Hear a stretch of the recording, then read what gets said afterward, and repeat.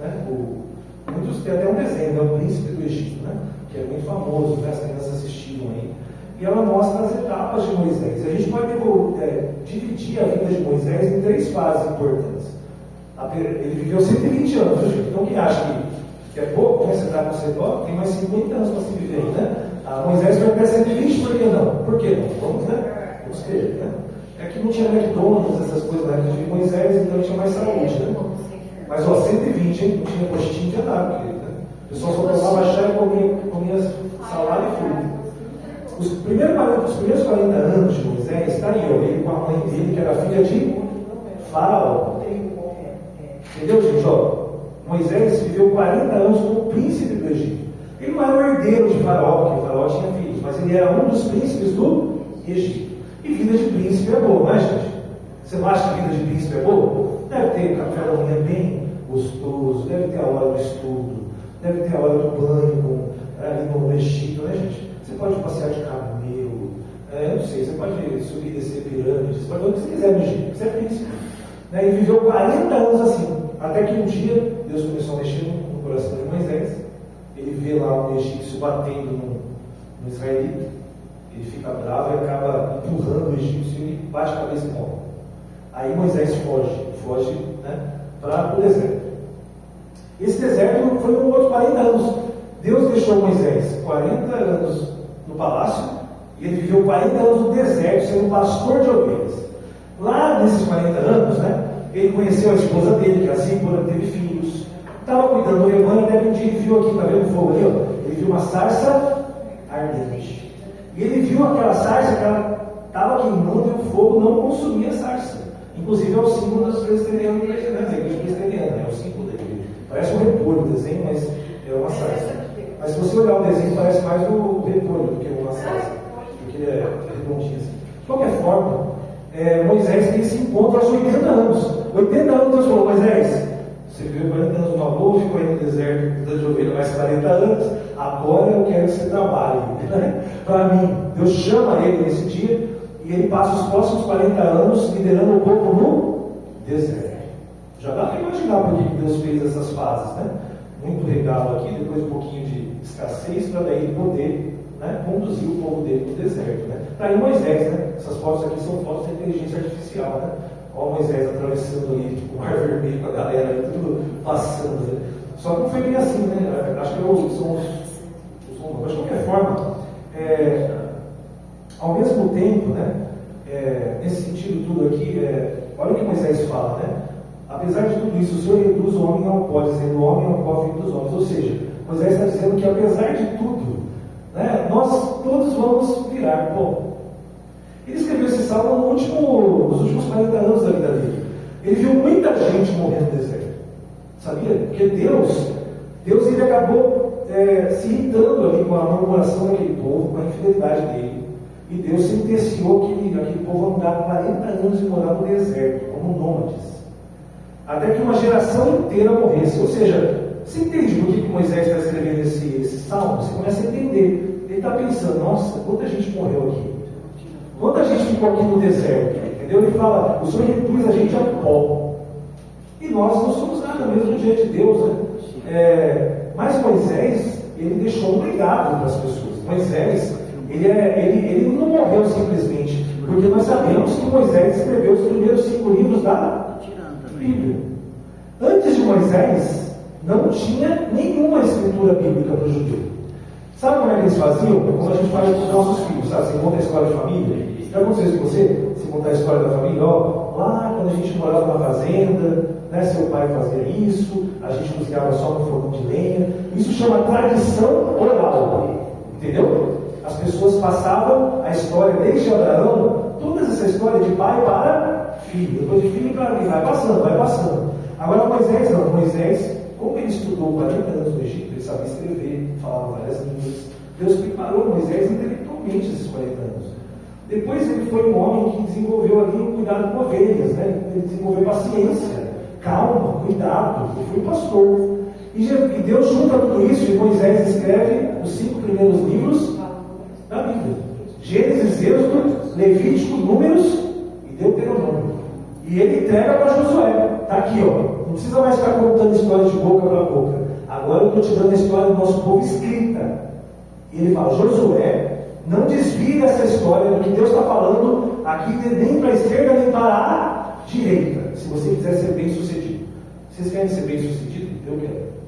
Quanto mais a gente não se desviar da palavra de Deus, mais bem sucedido nós seremos, amém? Então Moisés é esse símbolo, né? Ele decide falar a língua dos homens. E também deixou o Salmo 90 que a gente lê hoje. Então ele deixou 5 livros e mais o Salmo 90, uma poesia que ele escreveu que nós lemos hoje. Essa é a história, né? Foram aí. Você acha que foi fácil, gente, para Moisés nos últimos 40 anos de vida dele no deserto? Com aquele povo reclamando para ele, pedindo comida? Foi fácil. Mas olha o que Moisés diz, né? Olha o que Moisés diz. É como se tivesse passado rápido, né? Como uma correnteza tu arrastaste os homens. São breves como o sono, são como a relva que brota ao amanhecer. Germina e brota pela manhã, mas à tarde murcha e seca. Entendeu o que ele falou no Salmo? A nossa vida, por mais que a gente viva 120 anos, ela passa assim.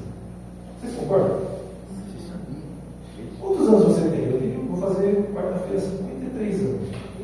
Vou dizer para você, passou assim, ó. Eu lembro quando conheci a Renata no vestibular, lembro quando eu jogava vôlei, quando eu tinha 30 quilos a menos, eu lembro. Quando eu tinha 76 quilos, quando eu conheci a Renata, quando eu jogava vôlei, olha só como é que é a coisa. A gente parece que passou, parece que foi ontem. E Moisés ele fala isso aqui. Nós somos como aquela, sabe, aquela relva, né, que nasce, de repente o sol já pega e a Bíblia fala que nós somos como uma neblina, né? Sabe, que às vezes se dissipa. Quem já perdeu pessoas da sua família, você lembra, poxa, parece que eu tive tanto pouco tempo com meu pai, apesar de ele viver 70 anos. Eu tive pouco tempo, parece, com ele. Então Moisés ele fala, por mais que a gente ache que demora, a gente vê que o tempo ele passa rápido. O tempo ele não é bondoso para conosco. O tempo voa, né? Essa aqui é a verdade, né? John MacArthur, que é um teólogo americano, ele fala algo muito importante, né? O Salmo 90, olha como é importante entender o porquê Deus deixou 150 músicas de louvor para você ler todo dia lá. Se quiser, né? Você pode ler aí 3 salmos por dia, dá 30 dias, né? Você lê o salmo. Por que ele deixou essas músicas? É um dos textos mais profundos sobre a transitoriedade da vida humana, ou seja, nós somos passageiros, em contraste com a eternidade de Deus, né? Então o Salmo 90 ele faz isso, nós passamos, mas Deus jamais passa, ele é eterno, né? É escrito por Moisés, ele oferece uma perspectiva única e poderosa que nos faz refletir sobre a brevidade da vida e a necessidade de buscar sabedoria divina para viver os nossos dias com propósito, amém? Gente, olha que importante, se a vida passa rápido, nós precisamos viver de uma forma adequada, sábia. Eu acho que eu perdi muito tempo na vida. Eu acho que o Lucas postou uma história dele, poxa, eu queria ter feito educação física antes. Você viu como é que eu acompanho, né, os stories, né? Mas ele é novo, você tem quantos anos, Lucas? 35. 35, apesar que ano que vem você sai da juventude, dizem que a juventude é até 36 anos, né? Então aí já é vida adulta. Mas olha só, não passou rápido, você não queria ter feito antes. Algumas decisões que a gente tomou, a gente queria não ter tomado. E muita coisa que a gente deveria ter feito, a gente não fez.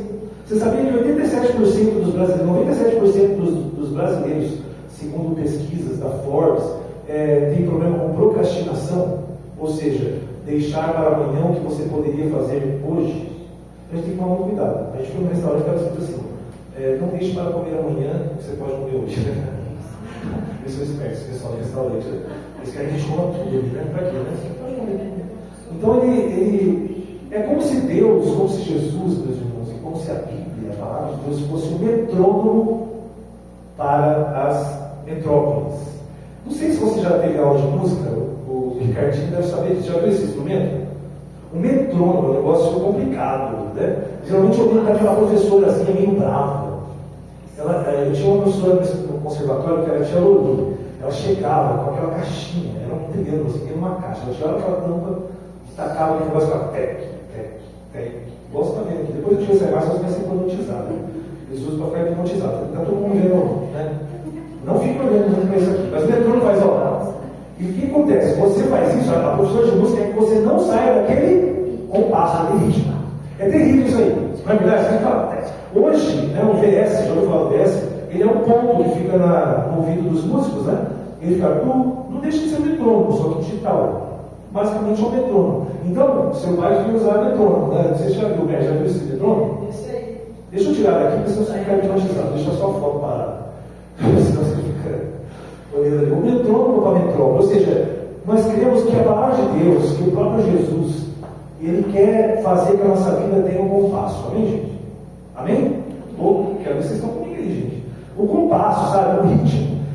E no tempo do meu tataravô chamava Joaquim Mateus Ferreira. Eu pesquisei a história dele porque ele foi o primeiro presbiteriano da história ali do Paraná. Não o primeiro presbiteriano, foi um dos. Olha só para você ter uma ideia. Isso está escrito, gente. Se você for no Wikipédia e você perguntar lá, primeira igreja presbiteriana do Paraná, você vai ver o nome do meu tataravô lá. Meu tataravô fez parte em 1880, Mércia. Em 1880, olha só, em 1880, final do século XIX, o meu avô, Joaquim Ferreira, ele era um tropeiro. E ele andava mula e ele fazia incursões para o interior do Paraná. O Paraná começou em Londrina, ali no norte de Pioneiro. Mas a primeira igreja presbiteriana do Brasil foi fundada em 1884. E ela foi fundada pelo reverendo Leighton, né? E ele, em 1884, fez a primeira igreja, né? No caso, ali naquela região perto de Ponta Grossa. Então foi naquela região ali. E ele conheceu o meu tataravô. E ele deu uma Bíblia de presente para o meu tataravô e ele levou para Pampulha. Olha só, gente, legal. De cavalo, ele levou uma Bíblia. E a primeira congregação presbiteriana da cidade foi na casa do meu tataravô. Ele abriu a casa dele. Até, você vê, vai fazer séculos que a gente abre a nossa casa, desde o meu tataravô. Mas, gente, você concorda que nessa época os dias passavam lentos? Quando você morava na roça, quem já morou na roça aqui? Né? Se você já morou, você sabe que o dia tem um ritmo diferente. A gente vê que esse mover, o progresso, ele vai acelerando a gente. A gente vai ficando cada vez mais sem tempo. E o que acontece? O dia a dia, a correria, nós somos aqueles que inventam as coisas mais rápidas, fast food. A gente deveria sobrar mais tempo, mas parece que cada dia a gente tem menos tempo. Quando você vê, passou o almoço, quando você vê, já é noite, já tem que levantar de manhã, não é assim. Por quê? Porque o progresso deixou a gente acelerado. O metrô é assim, ó, você é doido. E Deus quer que a gente tenha, né, mais um passo de vida, né? É o que Deus quer de nós. Por exemplo, tem umas coisas interessantes, né? O Usain Bolt, ele foi o homem mais rápido do mundo. Olha só, a velocidade máxima, a maior velocidade que o ser humano atingiu foi 44 km por hora. Ele correu 100 metros e atingiu a velocidade de 44 km por hora. Dá para você ver a velocidade desse cara, né? Ele fazia, né? Isso daqui quando ele ganhava ali. De qualquer forma,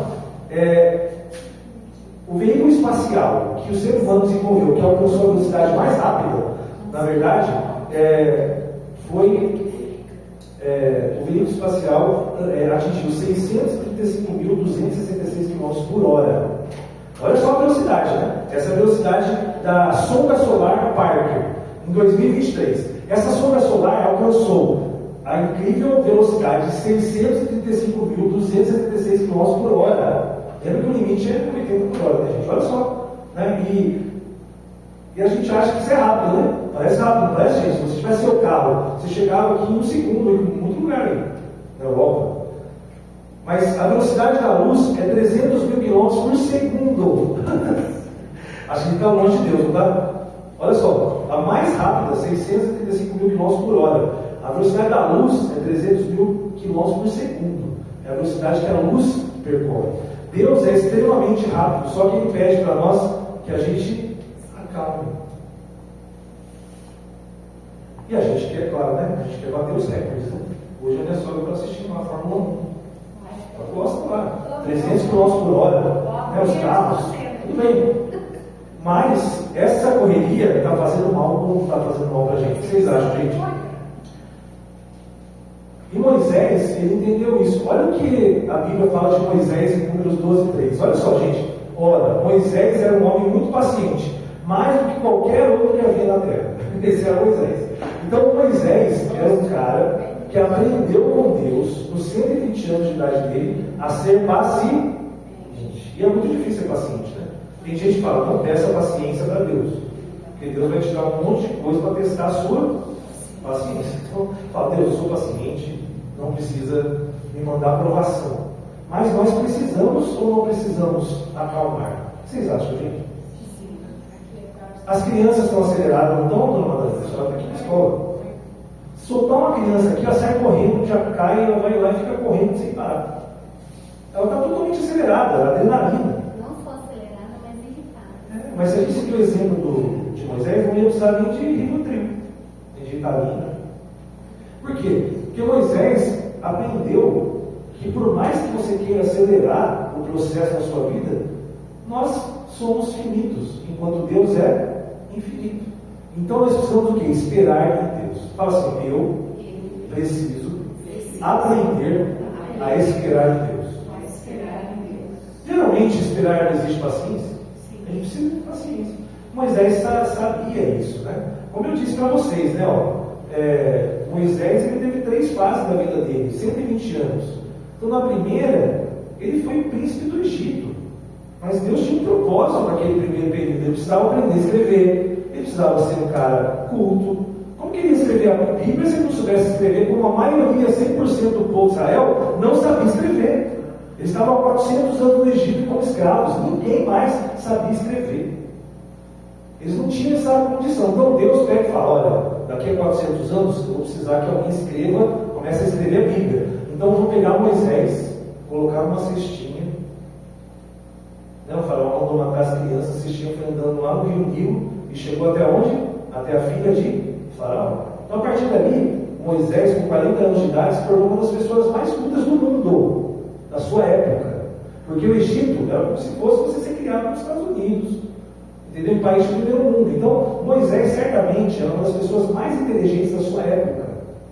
Ele era um dos caras mais preparados que Deus preparou. Aí Deus, o que acontece com essas pessoas? Geralmente essas pessoas, elas não são humildes. Não é verdade? Olha só o que Deus faz. Deus fala, ó, vou te preparar e vou transformar você num cara. 40 anos da sua vida. Mas eu quero que você lidere meu povo. Mas antes, você vai para o deserto e vai cuidar de ovelhas. Ou seja, Deus falou, vou fazer você aprender a ser humilde.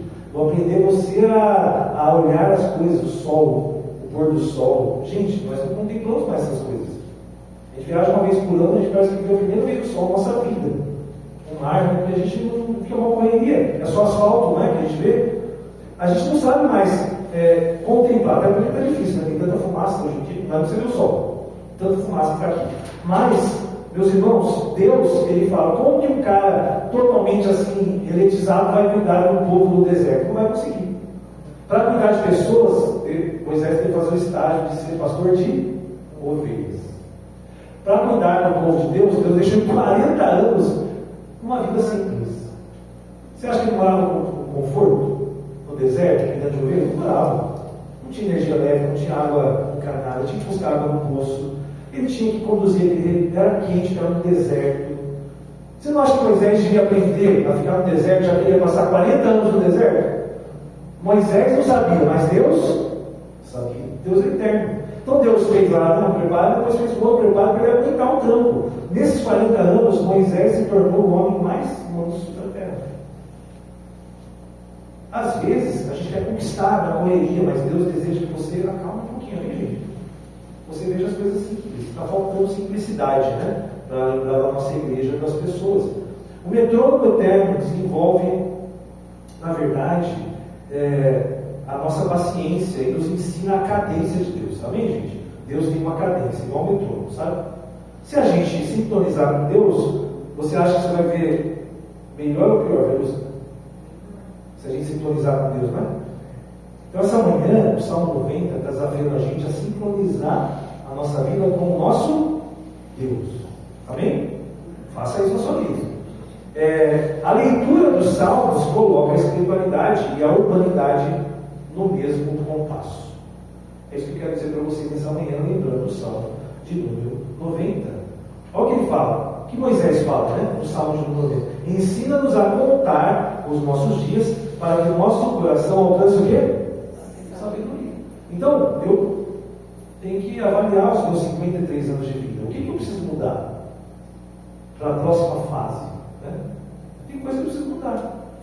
Certamente, todos nós, se a gente olhar e contar, sabe, analisar a nossa vida, a gente vai ver coisas que a gente precisa mudar. E o desafio de Moisés é isso: olhe para trás e mude. Comece um novo tempo na sua vida. Faça isso. Isso é a verdade que está aqui. Essa graça que operou em Moisés, né, ela também ela fez com que ele pudesse também escrever a palavra de Deus, escrever o Salmo 90. Ele pôde treinar Josué para conquistar. Sabia que Moisés não conquistou a terra? Ele não entrou lá dentro, ele só viu. Mas a vida dele foi plena. Mas ele não viu a terra prometida, mas ele preparou Josué. Quem conquistou Canaã, gente? Foi Josué? Foi, não foi? Quem preparou Josué? Moisés. Se Moisés não tivesse preparado Josué, quem ia ser o líder? Entende? Então Moisés, ele deixou, na verdade, um legado. Um líder deixou a palavra de Deus e deixou um exemplo a ser seguido até hoje. Olha o que aconteceu com Moisés. Vamos ler também, para a gente não dormir aí, né? Nesse final de tudo, está acabando, estamos no meio do final. Vamos ver o que aconteceu no final da vida de Moisés. Eu leio assim para preceder os pais. Moisés, o servo do Senhor, morreu ali com 120 anos, como o Senhor dissera. Pode ler. Ele sepultou em Moabe, no vale que fica diante de Bet-peor. Mas até hoje ninguém sabe onde está o seu túmulo. Moisés tinha 120 anos de idade quando morreu. Todavia, nem os seus olhos, nem o seu vigor se enfraqueceram. Os israelitas choraram Moisés nas campinas de Moabe durante 30 dias, até passar período de pranto e luto. Ora, Josué, filho de Nun, estava cheio do espírito de sabedoria, porque Moisés tinha imposto as suas mãos sobre ele, de modo que os israelitas lhe obedeceram e fizeram o que o Senhor tinha ordenado a Moisés. Em Israel nunca mais se levantou profeta como Moisés, a quem o Senhor conheceu face a face. E que fez todos aqueles sinais e maravilhas que o Senhor tinha enviado para fazer no Egito contra o faraó, contra todos os seus servos e contra toda a sua terra. Pois ninguém jamais mostrou tamanho poder como Moisés, nem executou os feitos terríveis que Moisés realizou aos olhos de todo Israel. É um homem abençoado ou não, gente? Olha como o povo chorou 30 dias na morte dele. Tem gente, uma vez eu fui no velório, uma senhora chegou na frente do caixão assim. Era a pastora Mara. E ela falou assim: seu sem vergonha. Ela tinha uma voz grossa. Todo mundo assustou os pastores, tinham 6 pastores. Vocês lembram, né? Ficava todo mundo lá nos velórios, assim, para muita gente. E todo mundo assustou, né? Porque ela começou a falar umas coisas que não devia. Bem na hora lá, e um morto ali do lado. Agora, Moisés, o povo chorou 30 dias. O povo lembrou, assim, que legado que nós vamos deixar. Né? A gente tem para o final agora, mas se você entender a importância, né, de Moisés para o povo de Israel, olha, uma das questões que Estevão foi apedrejado foi porque ele falou de Moisés, ele está falando contra Moisés, tacaram o pé e mataram ele. O povo respeita até hoje Moisés, e não só ele, mas outras pessoas também no mundo inteiro. Por quê? Porque ele foi uma pessoa que influenciou. Sabia que dizem o seguinte, foi um cineasta que disse isso. A influência de uma pessoa, presta atenção, a influência de uma pessoa, ela não pode ser medida só enquanto ela está viva, mas ela tem que ser medida depois da sua morte, e o que ela gera nas próximas gerações. Por exemplo, Picasso. Hoje ele não é famoso. Quem foi Picasso? Foi um pintor renascentista, na verdade? Foi Pablo Picasso, é um espanhol, certo? Ele é muito conhecido hoje, mas na época ele viveu ninguém conhecia. Mas hoje, né, o tempo depois da sua morte, né, a influência desse homem na pintura é conhecida. E ele falou que nenhum ser humano se compara a Jesus Cristo. Nenhum ser humano. Porque Jesus, ele, tanto em vida quanto depois da sua morte, até hoje, ele influencia todo o Ocidente. Moisés é um tipo de Cristo, sabia? Moisés é considerado, pela teologia, um tipo de Cristo. Por quê? Moisés, ele tirou o povo da escravidão do Egito e levou ele para a terra prometida. Jesus, ele nos tira da escravidão do pecado e nos leva para a vida eterna. É um tipo, né? Ele fez mais ou menos. Moisés, ele deixou a lei, né? Ele deixou ali a lei para que a gente conhecesse, né? E a Bíblia fala que Jesus, ele é a finalidade da lei. Tudo que Moisés escreveu apontava para Jesus. Então Jesus é esse líder e esse superior sacerdote. Ninguém existiu maior que Jesus. E Moisés foi esse homem fabuloso, né? Que deixou essa marca. Jesus, por outro lado, ele é descrito no Novo Testamento como Moisés perfeito. Ele não apenas libertou o povo dessa escravidão, né, que era a escravidão do Egito física, mas Jesus, ele nos liberta eternamente. É diferente, né? Essa é a comparação, né? A libertação, a intermediação de Jesus é muito maior. A missão de conduzir, Moisés conduziu o povo de Israel para aquele lugar, mas Jesus está conduzindo toda a humanidade que crê até a vida eterna. Porque Jesus é esse líder, né? A obra completa. Moisés escreveu a lei, considerou o trabalho das suas mãos, né? Ele falou: olha, Senhor, confirma o trabalho da minha mão. E ele fez a obra bem feita, né? Mas foi Jesus que trouxe a plena revelação de Deus para nós. Amém, gente? Jesus, ele é a obra completa. Moisés foi falho. Ele não pôde entrar na terra prometida. Ele pecou como ser humano. Agora, Jesus foi até a cruz para nos libertar. Jesus é o Moisés perfeito de Deus. Esse salmo nos aponta para isso, né? E Jesus, e olha o que Moisés fala, né? Esteja sobre nós a bondade do nosso Deus, soberano, consolida para nós a obra das nossas mãos. Consolida a obra das nossas mãos. Por isso eu posso dizer para vocês, voltei com o metrônomo, né? Jesus é o metrônomo da eternidade. Se você quer entrar em sintonia com Deus, a gente tem que olhar para o modelo, que é Jesus. Como Jesus fazia? Jesus orava? Claro que orava, gente. Tanto é que os discípulos pediram para ele: Jesus, ensina-nos a orar. Jesus é o modelo de oração. Antes de escolher os seus discípulos, Jesus subiu um monte e orou. Jesus nos ensinou a oração que é mais conhecida no mundo, que é a oração do Pai Nosso. Jesus, ele é o modelo de oração. Jesus é um modelo de obediência? Claro que é. Ele foi fiel até a morte de cruz. Então, nós não temos assim, sabe, uma vida sem propósito, sem o que seguir. Nós temos Moisés, mas nós temos Jesus. Nós entendemos que Moisés foi um homem que conduziu aquele nação, mas nós temos o nosso líder, que é Jesus. Então, Jesus Cristo, ele é esse verdadeiro caminho. Ele mesmo dizia: eu sou o caminho, a verdade e a vida. Ninguém vem a Deus senão por mim. Então, quer seguir e quer entrar no compasso de Deus, segue o caminho que é Jesus. Jesus ensinou, gente. Jesus falou assim: olha, gente, Jesus, eu tenho que perdoar. Quantas vezes eu preciso perdoar o meu inimigo? 7 vezes? Jesus fala: 7 vezes? Vou dizer para você: 70 vezes 7. Então, Jesus era um cara que dava, né? Olha, se alguém vier te agredir, né, no lado direito, desce do lado esquerdo. Jesus era um homem que queria trazer um modelo para as nossas vidas. Então, Cristo ele é o novo e perfeito Moisés e nos conduz para a terra prometida. Eu creio nessa verdade, meus irmãos e minhas irmãs, e que a gente possa começar a olhar para esse Jesus, né? Que tanto é importante para nós, né? Fique de pé. Eu queria agora orar com você também